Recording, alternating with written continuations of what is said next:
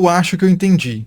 Tipo assim, em 2195, a gente vai olhar para 2025 tendo uma quantidade gigantesca de informação por causa da produção de dados avassaladora que a gente faz hoje. Isso significa que a gente não vai ter dúvidas sobre o passado? Vai, porque a história, a narrativa, a historiografia, o que se fala mesmo, o que a gente entende sobre como a gente conta o que aconteceu no passado, depende de decisões do presente sempre e de viés documental, assim, quais fontes você vai levar em consideração. A não ser que você consiga desenvolver uma espécie de inteligência artificial historiadora, um historiador inteligência artificial, um historiador máquina, que consegue acessar absolutamente todas as informações produzidas, porque nenhum humano seria capaz de fazer isso. Então, aí beleza, ele tem um acesso total a todos os dados. Tá, mas como é que ele vai organizar isso numa cadeia narrativa para contar o que aconteceu no passado? Esse aspecto narrativo da história é fundamental, porque se você tem uma infinidade de dados, você não tem história. Você tem uma infinidade de dados, mas a história é o que se conta a partir desses dados, como é que você organiza isso narrativamente. E aí, como é que esse robô, a partir de quais critérios, ele vai organizar isso? Não dá para ele colocar tudo na narrativa, porque senão ele vai criar uma narrativa que ninguém vai conseguir ler ou entender. Ele teria que contar isso para outra máquina. Aí vão ficar robôs conversando entre si sobre a história da humanidade sem absolutamente nenhum sentido. Ou o que pode acontecer também é... Aí eu lembrei agora, que estamos falando tanto de narração, lembrei de um texto maravilhoso para quem gosta de história e para quem gosta de história mais filosofante, que é um livro não, é um texto do Walter Benjamin, que é um autor alemão, chamado O Narrador.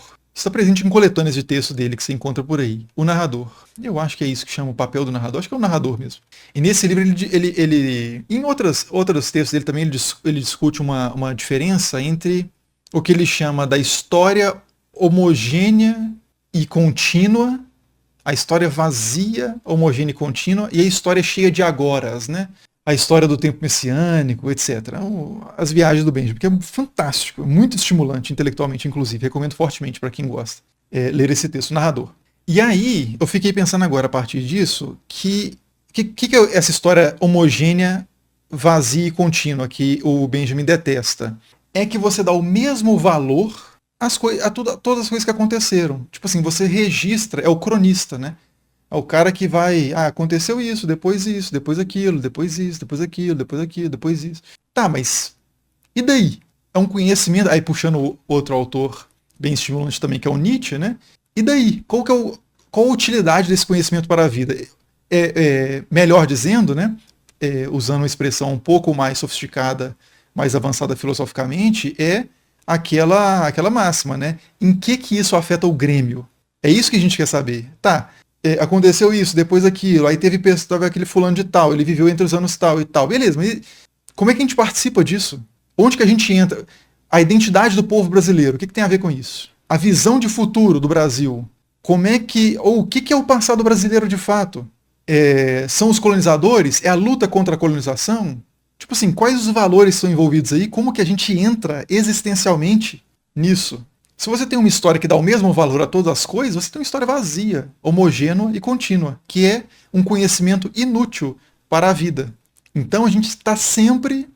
A história, ela sempre parte não apenas de dados, mas dos nossos valores, dos nossos propósitos, das nossas compreensões do presente, para a gente poder entrar nessa história também, né, de alguma forma.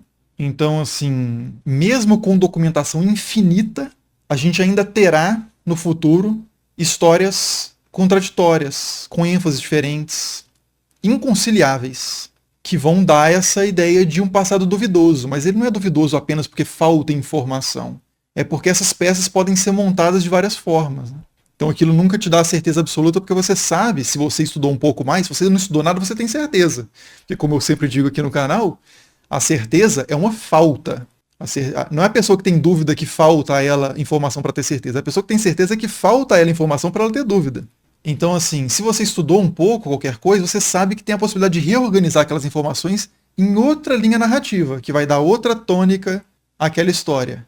Então a gente sempre vai estar nessa perturbação do espírito